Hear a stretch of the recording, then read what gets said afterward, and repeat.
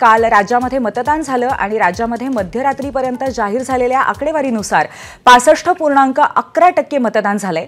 2019च्या आकडेवारीच्या तुलनेत यात 4% वाढ झालेली आहे। वाढलेल्या मतदानाचा कोणाला फायदा होणार आणि कोणाचं टेन्शन वाढणार याची उत्सुकता सुद्धा आहे। 23 नोव्हेंबरला महानिकाल आहे। करवीर मतदारसंघामध्ये तब्बल 84.79% मतदान झालं आणि जवळपास 5 मतदारसंघामध्ये 80%हून अधिक मतदान झालंय। मुंबई, ठाणे, पुणे, नागपूर या शहरी भागांमध्ये काहीसा निरुत्साह कायम असल्याचं दिसलं।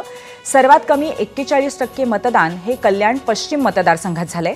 नाशिक जिल्ह्यासह राज्यातील काही केंद्रांवरती रात्री 9 वाजेपर्यंत मतदान चालू होतं, त्यामुळे मतदानाची जिल्हानिहाय अंतिम आकडेवारी येण्यास विलंब झाला। गेल्या 30 वर्षांमधलं हे सर्वाधिक मतदान आहे। 1995 साली 71.69% मतदान झालं होतं। अलीकडच्या काही वर्षांमध्ये राज्यात कधीच 65%हून अधिक मतदान झालेलं नाहीये।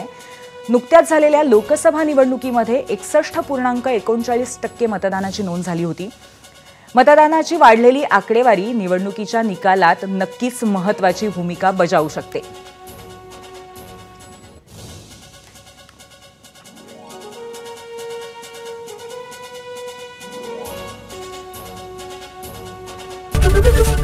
एबीपी माझा, उघडा डोळे बघा नीट।